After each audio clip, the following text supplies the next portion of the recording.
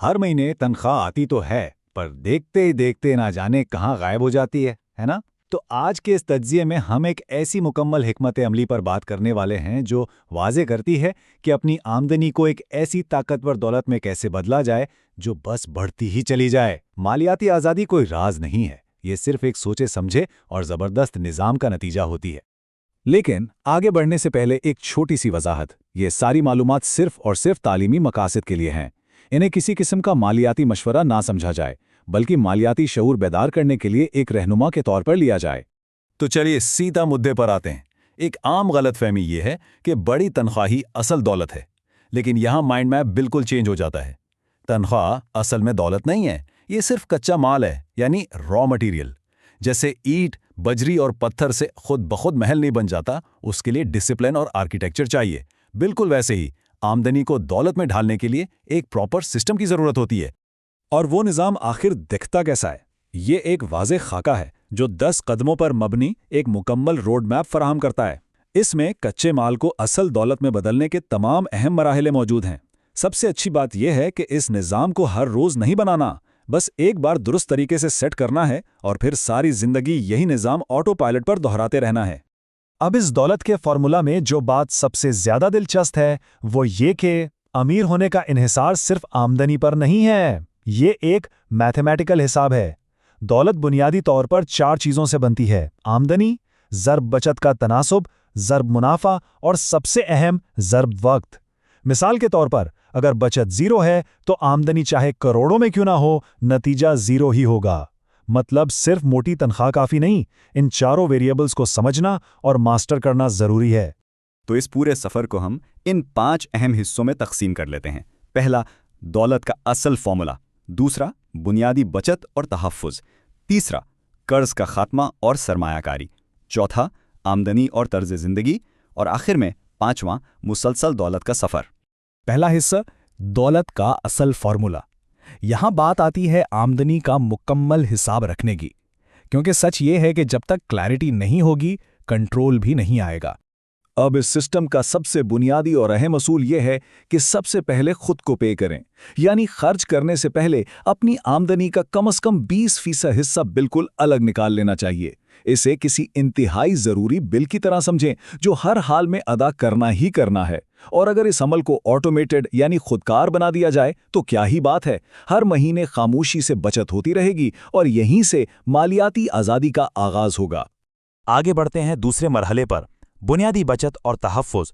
पैसा बढ़ाने से पहले उसकी ढाल बनाना लाजमी है। वैसे जिंदगी किसी भी वक्त हैरान कर सकती है, चाहे कोई अचानक बीमारी हो या आमदनी में कमी। इसलिए एक हिफाजती तह यानी सेफ्टी लेयर होना लाजमी है। इसके 3 रूल्स हैं जो हमेशा याद रखने हैं। पहला, कम से कम 3 से 6 महीने के आम इखराजात हमेशा जमा हों। दूसरा, ये रकम लिक्विड फॉर्म में हो, यानी जब ज़रूरत पड़े बगैर किसी नुकसान के निकल आए। और तीसरा और सबसे अहम रूल, इसे सिर्फ और सिर्फ किसी वाकई शदीद इमरजेंसी में इस्तेमाल किया जाए, नई गाड़ी या फ़ोन के लिए बिल्कुल नहीं। यह हिफाजती तय हमें मुसीबत में वापस 0 पर जाने से बचाती है। तीसरा और फैसला कुन मरहला, कर्ज का खात्मा और सरमायाकारी का आगाज। देखें, हर कर्ज एक जैसा नहीं होता। क्रेडिट कार्ड का अनपेड बैलेंस जैसे महंगे कर्ज असल में नेगेटिव कंपाउंडिंग है। ये हमारी बनाई गई दौलत को अंदर ही अंदर दीमक की तरह खा जाते हैं। इसके बिल्कुल बरक्स सरमायाकारी पॉजिटिव कंपाउंडिंग है जो पैसे को मुसलसल बढ़ाती है। तो मकसद ये होना चाहिए कि इस महंगे कर्ज को जल्द अज जल्द ख़त्म किया जाए। हमेशा कम से कम अदायगी से ज़्यादा रकम जमा करवाएं ताकि असल कर्ज जल्दी उतर जाए और नई दौलत बनाने का रास्ता साफ हो। एक बार कर्ज खत्म हो गया तो अगला लाजमी कदम है सरमायाकारी, क्योंकि बचाया हुआ पैसा सिर्फ महफूज रहता है, लेकिन सरमायाकारी उसे वाकई कई गुना बढ़ा देती है। इस सफ़र में इंडेक्स फंड्स जैसी ऑप्शंस बहुत अहम हैं। यह हर महीने थोड़ा थोड़ा इन्वेस्ट करने का एक बेहतरीन तरीका है। इसमें रोज़ाना की मार्केट देखकर परेशान होने की ज़रूरत नहीं होती, बस पाबंदी से पैसे जमा करें और असली काम वक्त पर छोड़ दें, क्योंकि सच तो ये है कि असल ताकत वक्त में ही छुपी होती है।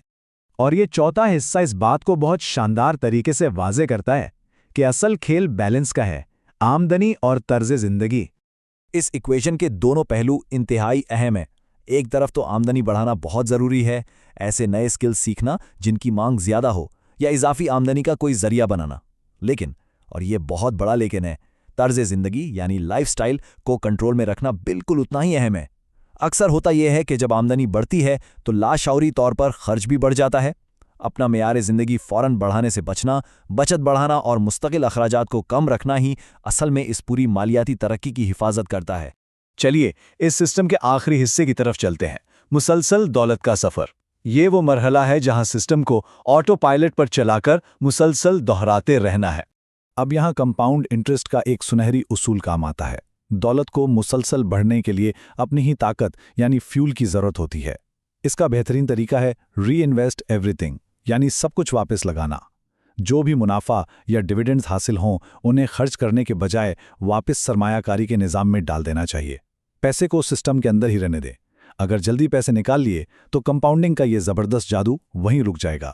اور آخرکار سمجھنے کی سب سے اہم بات یہ ہے کہ دولت سالوں کی مسلسل محنت سے بنتی ہے، چند دنوں یا مہینوں میں نہیں۔ اس ٹائم لائن پر تھوڑا غور کریں۔ پہلے مہینے میں صرف مارکیٹ کے عارضی اتار چڑھاؤ کو نظر انداز کرنا سیکھنا ہوتا ہے۔ پہلا سال بس ایک ڈسپلن بنانے پر فوکس کرتا ہے۔ 5ویں سال تک بنا گھبرائے سرمایہ کاری جاری رکھنی ہوتی ہے، اور پھر 10 سال یا اس سے آگے جا کر اصل طاقتور دولت کی بنیاد سامنے آتی ہے۔ یہاں صبر کرنا مجبوری نہیں بلکہ ایک انتہائی فائدہ مند حکمت عملی ہے۔ تو ان پورے 10 قدموں کا نچوڑ اگر ہم ایک سائیکل میں سمیٹ لیں تو وہ کچھ اس طرح ہے۔ پہلے کمائیں، پھر اس میں سے لازماً بچائیں، محفوظ کرنے کے بعد انویسٹ کریں، اسے بڑھنے دیں اور اس سائیکل کو بار بار دہرائیں۔ اس میں کوئی راز، جادو یا راتوں رات امیر ہونے کا شارٹ کٹ نہیں ہے، بس ایک اسٹرانگ سسٹم بنائیں اور اسے ساری زندگی چلنے دیں۔ تو اب جب کہ یہ مکمل بلو پرنٹ سامنے آ چکا ہے تو سوچنے کی بات صرف یہ رہ جاتی ہے، کیا اب آنے والی اگلی تنخواہ صرف روزمرہ کے خرچوں میں اڑ جائے گی، یا پھر اس کچے مال کو اس سسٹم میں ڈال کر ایک عظیم مالیاتی ایمپائر کی بنیاد بنایا جائے گا؟